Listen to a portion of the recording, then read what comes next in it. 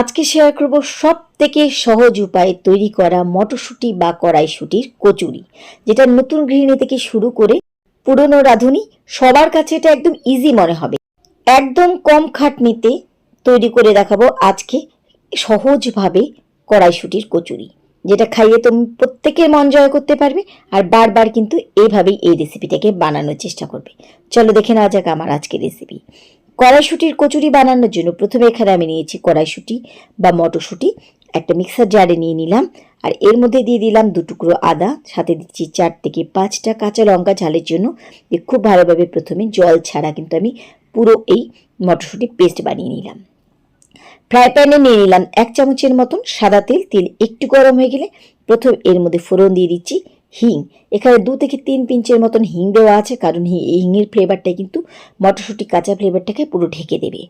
ভালোভাবে এবার আমাদেরকে এই মটরশুঁটি বা কড়াইশুঁটির এই পেস্ট বাটাটা খুব ভালোভাবে শুকিয়ে নিতে হবে, কারণ এখনও কিন্তু এই বাটাটা একটু জল জল আছে। আর যারা জল দিয়ে বাটো তাদের বলবো চেষ্টা করবে জল ছাড়া বাটতে, তাহলে কিন্তু এই পুরটা বানানোর জন্য কোনো রকম সময় লাগবে না। খুব ভালোভাবে মিডিয়াম ফ্লেমে প্রথমে কড়াইশুঁটির এই পেস্টটাকে আমাদের শুকিয়ে নিতে হবে। দিয়ে দিচ্ছি স্বাদ মতো নুন, আর দিয়ে দিচ্ছি সামান্য পরিমাণে চিনি, কারণ এই কচুরিটা একটু ঝাল, হালকা একটু নোনতা, হালকা একটু মিষ্টি, তবে কিন্তু খেতে দারুণ লাগে। ভালোভাবে কিন্তু আমি এখানে শুকিয়ে নিচ্ছি। যেহেতু আমি জল ছাড়া বেটেছিলাম, তাই এটাকে বানাতে কিন্তু 2 মিনিটের বেশি লাগবে না। তো দেখো এখানে কিন্তু পুরো বাটাটাকে আমি ভালোভাবে শুকিয়ে একদম শুকনো করে নিয়েছি। এবার এটাকে রেখে দিচ্ছি পাশে। এবার কচুরিগুলো বানানোর জন্য এখানে নিয়েছি আমি আটা, আর এই আটার মধ্যে দিয়ে দিচ্ছি এবার স্বাদ মতন 1 চামচ নুন, আর দিয়ে দিচ্ছি 2 চামচ তেল। কারণ আমি যেভাবে বানাচ্ছি আজকে এটা কিন্তু খাস্তা বানানোর দরকার নেই, তাই 2 চামচ তেলেই কিন্তু আমাদের ময়ামটা ঠিক আছে। পুরো কড়া ময়াম কিন্তু এখানে লাগবে না। হাফ চামচের মতন এর মধ্যে দিয়ে দিচ্ছি জোয়ান, এতে কিন্তু কচুরির স্বাদটা আর একটু বাড়িয়ে দেবে। এবার শুকনো উপকরণগুলোকে ভালোভাবে প্রথমে মিশিয়ে নিচ্ছি। আমি এখানে কিন্তু আজকে সাদা আটা দিয়ে করছি। তোমরা চাইলে এখানে ময়দা বা হাফ আটা হাফ ময়দা দিয়েও করতে পারো, বা শুধু আটা দিয়েও কিন্তু করতে পারো। এই আটাটা কিন্তু যে কোনো মুদি দোকানে পেয়ে যাবে। যে পুরটা আমরা বানিয়ে রেখেছিলাম সেটা পুরোটাই আমি এই আটার মধ্যে দিয়ে দিলাম। দিয়ে খুব ভালোভাবে কিন্তু সব কিছু একসাথে মিশিয়ে নিচ্ছি।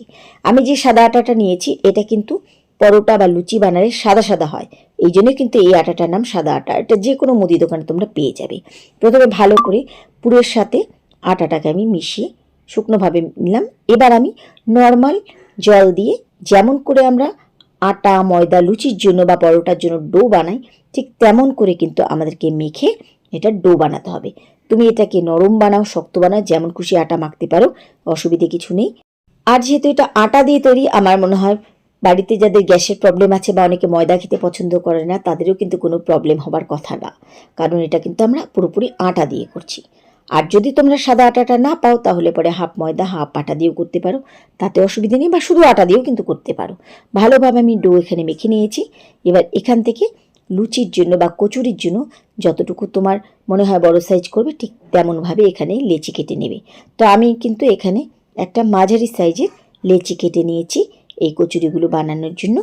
এবার আমি চাকতিতে নিয়ে নিলাম 1 ফোঁটা তেল, আর খুব ভালোভাবে নর্মালভাবে কিন্তু এটাকে বেলে নিচ্ছি। সাইজটা তোমরা যেমন খুশি করতে পারো। তো যেমন করে আমরা লুচি বেলি ঠিক তেমন করে এভাবে আমি কচুরিগুলোকে বেলে নিচ্ছি।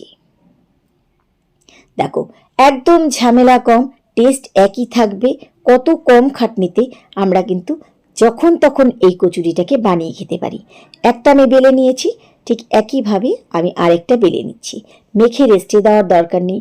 পুর ভেতরে ভরে অনেকের অসুবিধা হতে পারে, বেলার সময় হয়তো বেরিয়ে গেল, তার কোনো ঝামেলা নেই। দেখলে তো কত সহজে আমরা কিন্তু কড়াইশুঁটি কচুরিগুলো বানিয়ে নিতে পারছি। এবার ভেজে নেওয়ার জন্য কড়াইতে নিয়েছি তেল, আর তেলের মধ্যে প্রথমে আমি একটা ছেড়ে দিলাম।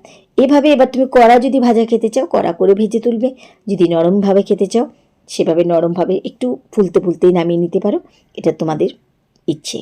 তো দেখলে কম খাটনিতে বিনা ঝামেলায় আমরা কিন্তু ঝটপট এই কচুরিগুলোকে বানিয়ে নিতে পারছি। টেস্ট কিন্তু একই রকম হবে, যেমন পুরভরা খাচ্ছ ঠিক তেমনই কিন্তু এটারও টেস্ট হবে। ব্রেকফাস্ট, ডিনার বা সন্ধ্যেবেলার টিফিনের জন্য খুব সহজে কিন্তু এই কচুরিগুলো তোমরা বানিয়ে নিতে পারবে। সাথে লাগবে শুধু একটুখানি আলুর দম। যারা নতুন গৃহিণী তাদের কাছে কিন্তু এটা একটা বেস্ট অফার, সকলের মন জয় করার জন্য। এভাবে কড়াইশুঁটির কচুরি বানিয়ে সবাইকে খাইয়ে সবার মন জয় করতে পারবে। আর যারা পুরনো রাঁধুনি তাদের কাছে কিন্তু এই ব্যাপারটা কতটা সহজ হয়ে গেল। এভাবেও কিন্তু এই কচুরিটা খেতে দুর্দান্ত হয়। কেমন লাগলো আমার আজকের রেসিপি? আশা করি তোমাদের ভালো লেগেছে। রেসিপি ভালো লাগলে বরাবরের মতো লাইক শেয়ার করতে ভুলো না। তাহলে আজকের মতো এটুকুই। সবাইকে ধন্যবাদ জানিয়ে আজকে এখানে বিদায় নিচ্ছি। ফিরে আসবো আবার অন্য কোনো রেসিপির সাথে অন্য কোনো দিন। সেই পর্যন্ত সবাই খুব ভালো থেকো, সুস্থ থেকো। আর আমার রেসিপি ভিডিওগুলো দেখবার জন্য তোমাদের সকলকে জানাই অনেক অনেক ধন্যবাদ।